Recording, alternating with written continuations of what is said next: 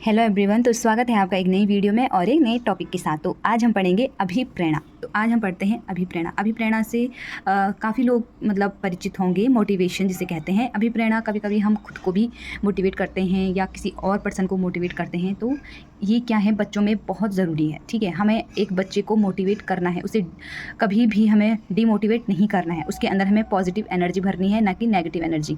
अगर आप एक शिक्षक बनना चाहते हो, अगर आप एक अच्छे पेरेंट्स हो, तो आप अपने बच्चों को क्या करें, एक पॉजिटिव एनर्जी दें, उनको मोटिवेट करें। अब जो मोटिवेट है वो दो प्रकार की होती है, एक आंतरिक और एक बाह्य, एक इंटरनल और एक एक्सटर्नल।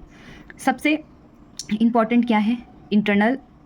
ठीक है, इंटरनल जो होती है मोटिवेशन सबसे ज़्यादा इम्पॉर्टेंट है, क्योंकि अगर हम अंदर से ही मोटिवेट नहीं होंगे तो हम अपने काम को कैसे करेंगे। ठीक, अब बाह्य जो अभिप्रेरणा है, उसे सिर्फ एक टाइम के लिए इंसान क्या होगा, मोटिवेट होगा कि हाँ ये करना है, ये उसको, फिर दूसरे दिन वो अपने आप ही वैसे डेली की उसमें आ जाएगा। ठीक है, जो ये बाह्य अभिप्रेरणा है ये लंबे समय तक नहीं चलती है, लेकिन जो आंतरिक अभिप्रेरणा है ये क्या होती है, लंबे समय तक चलती है।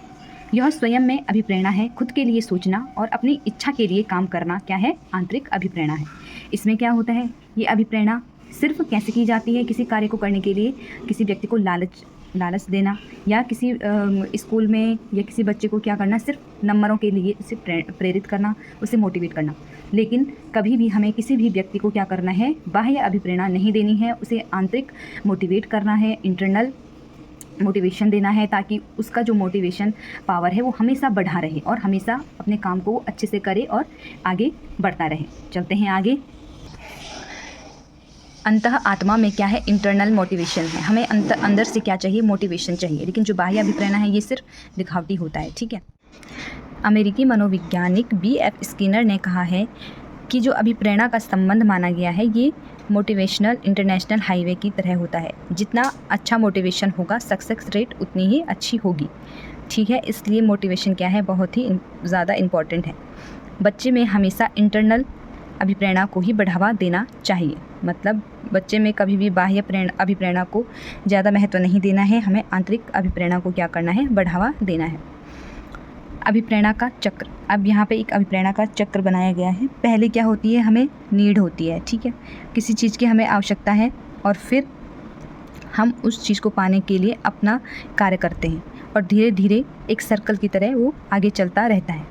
पहले आवश्यकता है, फिर प्रमोद होता है, फिर उत्तेजना आती है। उसे करने के लिए हमें मतलब क्या होता है, एक अंदर से आवाज़ आती है कि नहीं हमें ऐसा काम करना चाहिए। जैसे कभी कभी पढ़ने के लिए होता है कि हमें पढ़ना है। ठीक है, फिर हमें क्या होती है, दिशा निर्देशित होता है, फिर हमें चीज़ें उपलब्ध होती हैं और जब चीज़ें उपलब्ध हो जाती हैं तो हमारे काम में थोड़ा क्या हो जाती है, कमी आ जाती है और फिर से हमें आवश्यकता होती है और ये सर्कल ऐसे ही चलता रहता है। ठीक, मध्याह्न भोजन मिड डे मील की शुरुआत 1995 में हुई थी। शारीरिक आवश्यकताएं, अस्तित्व की ज़रूरत, जो फिज़िकल नीड है उसको ध्यान में रखते हुए इस चीज़ को क्या किया गया था, शुरुआत इसकी। दूसरा टॉपिक स्टार्ट करते हैं, इंटेलिजेंस मतलब बुद्धि। जो इंटेलिजेंस शब्द की उत्पत्ति है वो लैटिन भाषा के इंटेलिजेयर से हुई है, जिसका अर्थ होता है टू अंडरस्टैंड, मतलब समझना, कि हम चीज़ों को किस तरीके से समझते हैं या हमारी बुद्धि किस प्रकार की है, किस लेवल की है। ठीक है, कौन से व्यक्ति गॉड गिफ्टेड होते हैं या कौन से व्यक्ति मंद बुद्धि के होते हैं, ये सब हमें किससे पता चलता है, हमारी बुद्धि से पता चलता है। इसमें बहुत सारी परिभाषाएं हुई हैं, जैसे हम इसमें पढ़ते हैं वेबस्टर की परिभाषा। बुद्धि ज्ञान ग्रहण करने की और उसको व्यवहार में लाने की क्या है, योग्यता है। बुद्धि क्या है, ज्ञान ग्रहण करने की और उसको व्यवहार में लाने की क्या है, एक योग्यता है।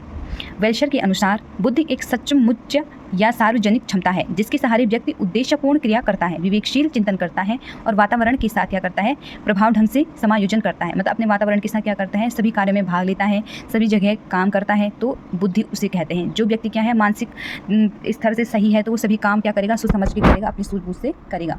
बुद्धि का वैज्ञानिक रूप सर्वप्रथम अमेरिकी मनोवैज्ञानिक स्पीयरमैन ने 1924 में अपनी पुस्तक में दिया था। ठीक है, तो अगर आपके पास ये क्वेश्चन आ गया कि बुद्धि की जो सर्वप्रथम किसने उसे अपनी पुस्तक में दिया था, तो किसने दिया था, स्पीयरमैन ने। कब दिया था, 1924 में। P.E. वर्मन के द्वारा उन्होंने बुद्धि के 3 रूप बताए हैं। P.E. वर्मन ने क्या किया है, बुद्धि के 3 रूप बताए हैं। कौन कौन से, जन्मात्मक क्षमता, मतलब जन्म से जो क्षमता होती है वो क्या होती है, बुद्धि होती है। ठीक है, जन्मात्मक क्षमता। दूसरी बताई है परीक्षित क्षमता, परीक्षण प्राप्तांक की बुद्धि। ठीक है, जो पहली है इसमें क्या होता है, बुद्धि माता पिता से मिलती जुलती है, कि जो अब जानने से ही पता चल रहा है कि जो जन्म से हमारे ऊपर है या हमारी बुद्धि में है वो क्या है, हमारे माता पिता से रिलेटेड होती है। परीक्षित व्यवहार में इसे क्या किया गया है, फिनोटाइप्स की बुद्धि कहते हैं। अब जो तीसरा है इसमें क्या है, बुद्धि यंत्र से मापा जा सकता है। जो परीक्षण प्राप्तांक के रूप में बुद्धि होती है इसे मापा जा सकता है, ये कितने प्रतिशत है, क्या है, किस टाइप से बुद्धि बढ़ रही है या घट रही है। ठीक है। बुद्धि का अर्थ एवं परिभाषा, समस्या समाधान की योग्यता, अमूर्त चिंतन की योग्यता, सीखने की योग्यता, समायोजन की योग्यता और समान्वित परिभाषा। अब जब बुद्धि है तो हमें क्या होगी, एक समस्या समाधान करने की भी योग्यता होगी, अमूर्त चिंतन हो करने की भी योग्यता होगी, कुछ अगर बुद्धि है तो क्या है, सीखने की भी क्षमता होगी, किसी वातावरण में समायोजन करने की भी क्षमता होगी। तो बुद्धि मतलब यही है कि हमें क्या है, सारी चीज़ों का नॉलेज हमें कहाँ से मिलता है, अपनी बुद्धि से हम उसको सीख पाते हैं और अपने दिमाग में बैठा। यहाँ पे कुछ इंपॉर्टेंट क्वेश्चन है, तो आप देखिए बुद्धि क्या होती है, अनुवांशिकता से अधिक प्रभावित होती है, क्योंकि हमारी बुद्धि कभी कभी क्या होती है, हमारे जो माता पिता हैं या हमारे परिवार में और भी लोग हैं उनसे भी क्या होती है, संबंधित होती है। बुद्धि शब्द की उत्पत्ति लैटिन भाषा के इंटेलिजियर से हुई है, जिसका अर्थ क्या होती है, समझना, मतलब अंडरस्टैंड करना।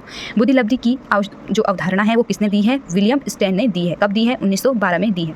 बुद्धि लब्धि का जो फॉर्मूला है वो किसने दिया है, लुइस टर्मन ने दिया है 1916 में। अब ये दो क्वेश्चन बहुत ही ज़्यादा इंपॉर्टेंट हैं। बुद्धि लब्धि की अवधारणा किसने दी है, विलियम स्टैन ने दी है 1912 में, और उसका फॉर्मूला किसने दिया है, लुइस टर्मन ने दिया है 1916 में। पहला बुद्धि परीक्षण 1905 में हुआ था। पहला बुद्धि परीक्षण कब हुआ था, 1905 में हुआ था। एल्फ्रेड बिनेट ने किया था। कहाँ किया था, फ्रांस में किया था। ठीक है।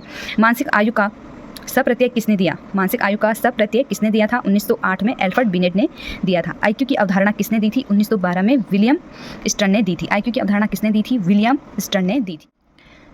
बुद्धि लब्धि, बुद्धि लब्धि से बालक या व्यक्ति की सामान्य योग्यता के विकास की गति का पता लगाया जा सकता है। जो बुद्धि लब्धि परीक्षण होता है या जो बुद्धि लब्धि होती है उससे हम क्या कर सकते हैं, बालक पर भी उसे प्रयोग में ला सकते हैं और किसी व्यक्ति को किसी व्यक्ति के बारे में भी जानने के लिए उसे प्रयोग कर सकते हैं या उसकी बुद्धि का पता लगा सकते हैं। बुद्धि मापने के लिए सबसे पहला जो बुद्धि परीक्षण है वो किसने किया था और किसने विकसित किया, एल्फ्रेड बिनेट और साइमन ने 1905 में किया था।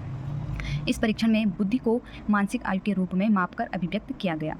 1916 ईस्वी में बिने साइमन ने परीक्षण का सबसे महत्वपूर्ण संशोधन टर्मेन ने स्टैनफोर्ड विश्वविद्यालय में किया था। इसी संशोधन में बुद्धि लब्धि के समप्रत्यय का जन्म हुआ और बुद्धि को मापने में मानसिक आयु की जगह बुद्धि लब्धि का प्रयोग होने लगा।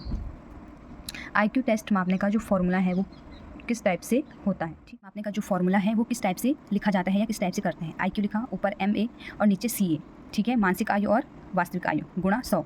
बुद्धि लब्धि, ऊपर मानसिक आयु, नीचे वास्तविक आयु गुणा 100। तो ये क्या है, आईक्यू टेस्ट मापने का क्या है, फॉर्मूला है।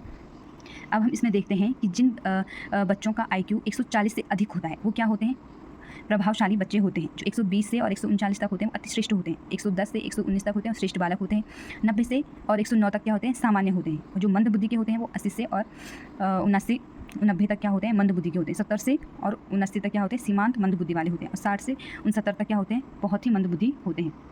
20 से 69 तक क्या होते हैं, हीन बुद्धि के होते हैं। और 20 या इससे जो कम होते हैं वो बहुत ही मंद बुद्धि और जड़ बुद्धि से होते हैं। इनमें से भी कभी क्वेश्चन बनते हैं। सामान्य बुद्धि आपको याद रखनी है जो 90 से और 109 तक होती है, और अतिश्रेष्ठ जो होते हैं वो 120 से और 139 तक होते हैं, ठीक। बुद्धि की माप एवं सिद्धांत। अब पढ़ते हैं बुद्धि की माप और सिद्धांत। बिने साइमन का परीक्षण 1905 में सबसे पहले बुद्धि लब्धि परीक्षण किसने किया था, बिने साइमन ने, और किसने किया था, एल्फ्रेड बिनेट ने। फ्रेंच भाषा में इसका निर्माण किया गया था। कौन सी भाषा में किया गया था, फ्रेंच भाषा में। यह एक तरह का वैयक्तिक बुद्धि परीक्षण है जिसमें दो तरह के परीक्षण होते हैं, एक वैयक्तिक और एक सामूहिक। वैयक्तिक में इस परीक्षण में सिर्फ एक ही व्यक्ति का परीक्षण होता है, लेकिन जो सामूहिक होता है इसमें एक से अधिक व्यक्ति का क्या होता है, परीक्षण होता है। वैशलर बुद्धि परीक्षण, उन्होंने भी बुद्धि मापने के लिए 2 नियम बताए हैं। वैशलर ने वैशक की बुद्धि मापने के लिए 1935 में एक मापक बनाया था जिसका नाम क्या है, वैशलर वेले व्यू रखा था। क्या रखा था, वैशलर वेले व्यू रखा था। वैशलर बुद्धि परीक्षण में 2 तरह के फॉर्म मिलते हैं, जिसमें एक 10 के जो उपलब्धि परीक्षण मिलते हैं और 5 क्रियात्मक मापनी होते हैं, 5 शाब्दिक मापनी होते हैं। इस परीक्षण में 16 से 64 वर्ष के व्यक्तियों का परीक्षण होता है। यह परीक्षण 1939 में निकाला गया था। और जो ऊपर वाला है 10 से 10 उपलब्धि परीक्षण, ये कब किया गया था, 1955 में संशोधन किया गया था और इसका नाम बदलकर क्या रखा गया, वैशलर वयस्क रखा गया था, ठीक। आगे पढ़ते हैं कैटल संस्कृति मुक्त परीक्षण। इसे कल्चर फ्री क्या कहते हैं, इसे कल्चर फ्री इंटेलिजेंस भी कहा जाता है। इसका निर्माण कैटल ने किया था। कैटल ने इसमें 3 मापक की जो क्रिया है वो बताई थी। पहला मापक, इसमें 4 से 8 वर्ष के व्यक्ति आते हैं, और दूसरा जिसमें 8 से 19 वर्ष के बालक आते हैं या इसमें व्यक्ति भी आते हैं। तीसरा मापक जिसमें 14 वर्ष से ऊपर के व्यक्ति आते हैं। रेवेस, प्रोग्रेसिव और मैट्रिजेस के अनुसार इस परीक्षण का उल्लेख रेवेस ने किया था। कौन सा रेवेस ने किस परीक्षण का उल्लेख किया था? रेवेस प्रोग्रेसिव मैट्रिसेस, ठीक है, 1938 में। मुख्य भारतीय बुद्धि परीक्षण, कभी कभी पेपरों में ऐसे भी आ जाता है कि भारत के कौन से बुद्धि परीक्षण हैं? डॉक्टर MC जोशी द्वारा सामाजिक योग्यता परीक्षण, जो कब किया गया था? 1960 में किया गया था। डॉक्टर प्रयाग मेहता द्वारा सामूहिक बुद्धि परीक्षण 1962 में किया गया था। डॉक्टर आरिक टंडन द्वारा सामूहिक बुद्धि परीक्षण जो किया था 1971 में किया गया था। प्रोफेसर आरिक मोक्षा द्वारा, प्रोफेसर से जोड़ा द्वारा, चौधरी के द्वारा बुद्धि परीक्षण कब किया गया था? 1977 में किया गया था। अब पढ़ेंगे हम बुद्धि परीक्षण के प्रकार। बुद्धि परीक्षण के प्रकार कितने होते हैं? 2 प्रकार विद्वानों ने अधिकतर बताए हैं, ठीक है, क्रियान्वयन के आधार पर और आकांक्षाओं के आधार पर। क्रियान्वयन के आधार पर व्यक्तिगत बुद्धि परीक्षण, ऐसे परीक्षण जो एक ही समय पर एक ही व्यक्ति पर किए जाते हैं उसे व्यक्तिगत बुद्धि परीक्षण कहते हैं। बिनी साइमन बुद्धि परीक्षण, कोहलब्रुक डिजाइन परीक्षण और धन रचना परीक्षण क्या है? व्यक्तिगत परीक्षण है। सामूहिक परीक्षण, ऐसे परीक्षण जो व्यक्ति के समूह में किया जाता है, एक या एक से अधिक व्यक्तियों का इसमें क्या होता है? परीक्षण किया जाता है। आर्मी अल्फा परीक्षण और आर्मी बीटा परीक्षण क्या है? सामूहिक परीक्षण है। आपने ये याद रखना है कि एक व्यक्ति वाला परीक्षण कौन है और सामूहिक वाला कौन है। एकांक्षाओं के स्वरूप के आधार पर परीक्षण। शाब्दिक बुद्धि परीक्षण, वे परीक्षण जिसमें भाषा का प्रयोग करके समस्या समाधान निकाले जाते हैं, परीक्षण कहलाते हैं। कौन से कहलाते हैं? शाब्दिक बुद्धि परीक्षण कहलाते हैं। कागज कलम का प्रयोग इसमें होता है। लिखित परीक्षण भी इसे कहा जाता है। सामूहिक व्यक्तिगत दोनों ही हो सकता है, मतलब इसमें समूह में भी किया जाता है और व्यक्ति के रूप में भी किया जाता है। ये परीक्षण वैध होते हैं, विश्वसनीय होते हैं और खर्चा इनमें कम लगता है। परीक्षण हमेशा कैसा होना चाहिए? विश्वसनीय होना चाहिए, वैध होना चाहिए और उसमें क्या हो, हमारा कम से कम खर्चा आए, ऐसा एक परीक्षण होना चाहिए। अशाब्दिक बुद्धि परीक्षण, वे परीक्षण जिसमें शब्दों का प्रयोग न करके सिर्फ चित्रों एवं किसी अन्य वस्तु का प्रयोग किया जाता है। बड़ी सामग्री का प्रयोग किया जाता है। प्रश्नों की रचना की जाती है। व्यक्तिगत जो वार्ता होती है, शाब्दिक समूह होते हैं, उसका प्रयोग किया जाता है। भाषा का प्रयोग न करके और चीज़ों का, चित्रों का प्रयोग किया जाता है। क्रियात्मक बुद्धि परीक्षण, इसमें परीक्षण में व्यक्ति के सामने वास्तविक वस्तु को रखा जाता है, मतलब जो रियल में होता है या रियल में जो चीज़ें होती हैं उन चीज़ों को रख करके ये परीक्षण किया जाता है। आभासीय परीक्षण, ऐसे परीक्षण जिसमें निर्देश में भाषा का प्रयोग नहीं होता है, सिर्फ वस्तुएं दी जाती हैं और आपके सामने चित्र दिए जाते हैं और उस पर गलत छांटना पड़ता है। किसी भी प्रकार के निर्देश भाषा में नहीं दिए जाते, हाव भाव में दिए जाते हैं। निष्पादन परीक्षण, इसमें निर्जीव वस्तुओं को प्रश्नों का निर्माण किया जाता है। निर्जीव जो वस्तुएं उनसे प्रश्न किया जाता है और वस्तु को एक साथ जोड़ा जाता है, ठीक है, सही तरीके से लाइन पर लगाना। और यह परीक्षण क्या गया? छोटे बच्चों में, अनपढ़ लोगों में किया जाता है। तो अगर आपको यहाँ तक समझ आया तो आप इन वीडियो को, सारी जो वीडियो हैं, लगभग सारे टॉपिक हमारे हो रहे हैं यूटेट के लिए, और ये वीडियो क्या है? सीटेट और जो प्रवक्ता की आने वाली वैकेंसी है उसके लिए भी इंपॉर्टेंट है। काफ़ी टॉपिक इसमें दिए गए हैं। अगर आपको थोड़ा सा भी समझ आता तो आप ज़रूर वीडियो को देखें, नोट्स बनाएं, लाइक करें। अगर किसी को नोट्स चाहिए तो वो मुझे ज़रूर कमेंट करें या आप मुझे मैसेज कर सकते हैं। तो बने रहिए मेरे साथ, मिलती हूँ मैं आपको एक नई वीडियो और एक नए टॉपिक के साथ। Thank you.